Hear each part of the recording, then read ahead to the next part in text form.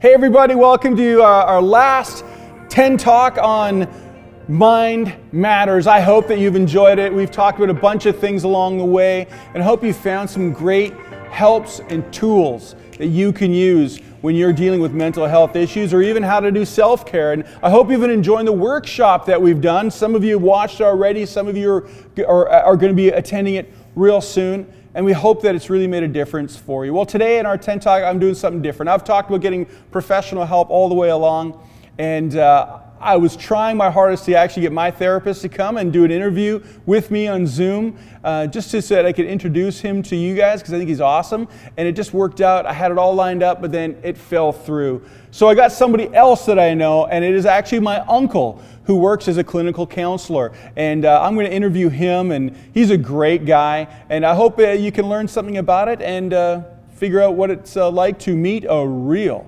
clinical counselor. All right, let's go meet Uncle Harry. Well, hey, I'm so glad to be sitting here with my Uncle Harry across from me. He's the good-looking uncle. People say he looks a lot like me, so share that with him. He not only is he my uncle, but he is actually a clinical counselor and has been in the helping fields in many different ways and aspects. And so I just wanted to introduce you to him and ask him a few questions. And the first question I wanted to ask you is, who's your favorite nephew? Well, that goes without saying. Of course. Okay. All seriousness and kidding aside, our students in grades 6 to 9, we've been talking about a series called Mind Matters, talking about our mental health and how to take care of our mental health with depression, anxiety. Around COVID, there's all these things come up a lot. And right. So I thought we'll touch on a few things. I've used the word therapist a lot. But it's really an overarching thing. What does therapist mean? And more specifically then, in your case, you're a clinical counselor. What does that mean, and how did you become one?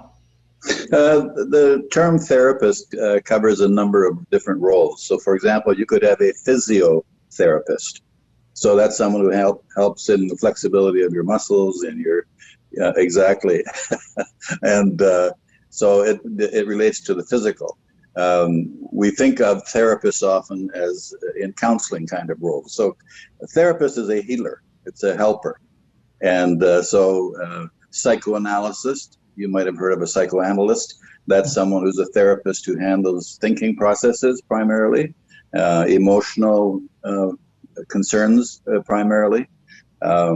Counselors take on different, depending on what mode they're counseling in. They could be counseling in a small group setting. They could do relationship counseling, for example, family counseling, could be school counseling. So counselors have a tendency to focus on specific areas more than others. So you become more of an expert in the area that you're counseling in. So I do a lot of what I call relationships counseling. And that doesn't necessarily mean couples, although it does, and marriages, and it does. But it's also relationships within the family, relationships with friends, relationships in the school. So that's kind of a primary focus for me. Okay, well that's great. I appreciate that. So a therapist is really overarching, but more specialized would be the counselors that you see. In your practice and in your career, how common are mental health issues in the clients that you see? Well, that's such a broad term, right? Mental health issues. So anything to do with our thinking and our emotions that we're having difficulty with falls into the category. And then, of course, over time, psychologists, counselors have created terms, right? So we talk about such things as panic disorder, people who have panic attacks, which is a sudden eruption of emotion and fear that can really overwhelm a person. And so I would, as a counselor, I would want to help the person deal with that as an obvious concern in their life. And so what counseling becomes then is a kind of a partnership. The The client comes seeking help for a specific area of concern. So one of the first things that I ask is, what's brought you to counseling today? So there I'm looking for the presentation concern. What are they presenting as a concern? And then as I find out more about how what they're dealing with currently, I kind of move to tell me a little bit about yourself. And what I'm trying to do there is to get a larger picture of this person. This person is not just their problem. The person, one has to understand the entire person as best you can, so that you can better know how you can be helpful to this person. So I ask questions about their relationships to get an idea of what they're doing or how they're doing. I ask questions to find out if there are any reinforcing problems that they have. Things like conflict in the family, maybe parents that have split, maybe some kind of drug use, any other issues that would help me better understand this person. So I listen to the presentation problem, I listen to the reinforcing kinds of issues and problems. Could be also some of their history, their background as part of the reinforcing issues. And the third level I look for is behavior. What are the behaviors that they would like to change or need to change, or to begin in a new kind of way? So those three inquiries, and that sort of happens in the first session. Those three inquiries, what's their presentation? Also, what's their presentation of self? Are they presenting themselves as being confident? Are they presenting themselves as being knowledgeable? How are they presenting themselves? Mm-hmm. So the presentation issue and person, the reinforcing issues that could be going on in their life that can explain what's going on, and the third is the behaviors that they want to change. As a counselor, my commitment is to help them to accomplish what they want to accomplish. It's not for me to take over what's going on. I need to be person-centered, need-centered, and then with them moving into a direction that they would see as being helpful. So at the end of that first session, I might ask a third kind of question, another question, which would be is, if counseling was effective, if our work together would be effective, what changes would take place? I know people sometimes they're nervous about sharing their life with someone they don't know, things like that. What about confidentiality? Are there rules that apply when a person comes to see a counselor? Yes, there are. In a very basic kind of way, the client is ensured of confidentiality. That is to say, what is shared in the room with me, and I'm talking now mainly about face-to-face counseling, although it's true of telephone counseling too, if that's what I was doing. There is a commitment of client confidentiality. Is it complete and 100%? No.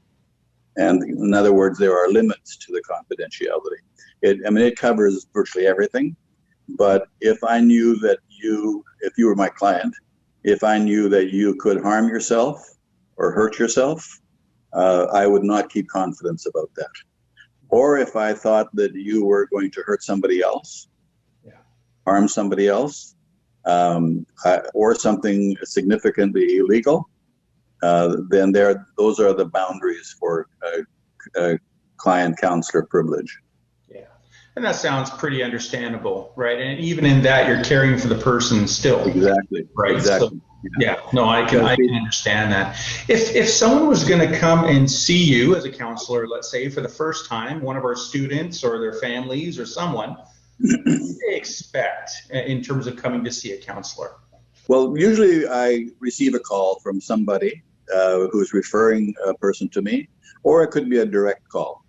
So when they came, they would be sitting in the waiting room probably for 5 or 10 minutes. Then I would, and I'll assume it's an individual now that I'm talking about, I would try to be warm and friendly towards them. First impressions. So the first session is very important. How do you feel? How have you felt about today's session? And then I would ask, do you feel comfortable in making a commitment to meet 1 or 2 more times? Or would you rather wait with that? So the goal of that is not to put pressure on, but if they're feeling pretty comfortable and feeling positive about the first session, then I'd like to build another 1 or 2 sessions to get the ball rolling. Counseling, short-term counseling, usually is about 5 or 6 sessions for there to be change starting to take place. The first session is what I was describing, and the second session moves towards answering some other questions that I might not have had answered in the first session, and with the client to create a kind of an agreement about what goals we're going to aim towards in bringing about the changes they want in their lives. So that's also part of the first session. One of the key factors in the first session and the first few sessions, of course, which makes sense, is building trust. All right, they come to me as I'm a total stranger to them, and so what I want to do is to be forthright, to be direct, truthful. I do care about my clients, so I want to communicate care, and I want to also be very actively listening to them. You'd want to be aware of a counselor who does all the talking when you go to see them, because this isn't about them. This is supposed to be about you, and you're developing a partnership with the counselor. So as the first session carries on, already first impressions, you will have a sense of whether you can trust this person. The beginning is of trust, and you'll be able to say, yeah, I'd like to meet at another 2 sessions, and then we can see where we are. And I usually say something like this: I never like counseling just to keep on going without both of us knowing we're making progress towards the goals that you want to see accomplished. So I don't ever let counseling just go from session to session. We check in with each other as we talk, and I want feedback from you. I want you to be honest and direct, and I'll do my best to be helpful to you. What are some things that a person who is coming to see you that they can do to try and help themselves have a good experience that first time they come to see a counselor? What's something that they can do that would help you or help them to have a good experience? Well, I think if you remember, I had those 3 questions that I raised in the first session.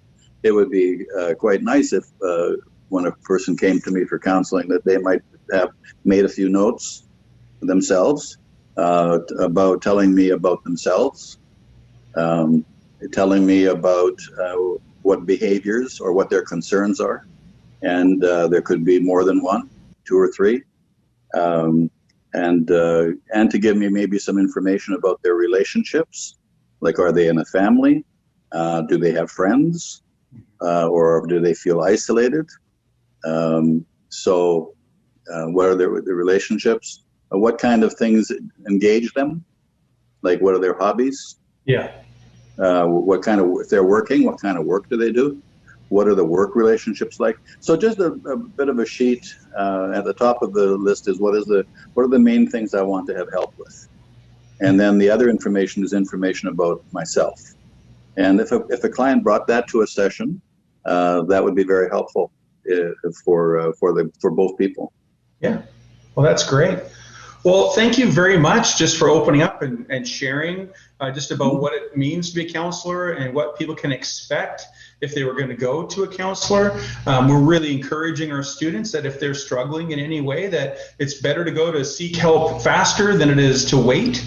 And so this, I think, would really help them. I know that you've been successful in what you do, working with people. I know that for a fact. And I've been very privileged to have you as an uncle. So I get some free times where I get to talk to you about problems that I have. And you've helped me even. So I appreciate that. God bless you as you continue to do what you do as well. Can I give you one PS?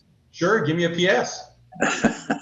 One of the things that is kind of fundamental around a person seeking a counselor, once they've located the name and the connection with who that person counsels with, it would be important to get information about their credentials. So okay. There are a number of people in the community who call themselves counselors, but they have virtually no training. Okay. So they should be looking for someone at least with a master's degree in counseling. Well, that's great. That's a lot of information. I really appreciate it. Thank you so much for Zooming with me. And all right. We'll talk to you later, Uncle Harry. Sounds good, Mark. Bye. Bye-bye. Thanks for joining us. I hope you've really enjoyed all the 10 talks that we're doing. I have enjoyed doing them. And that finishes our series on Mind Matters. And we're starting a new series called Fresh or Foul. So come check it out. You guys are great. Have a good one. We'll see you next time.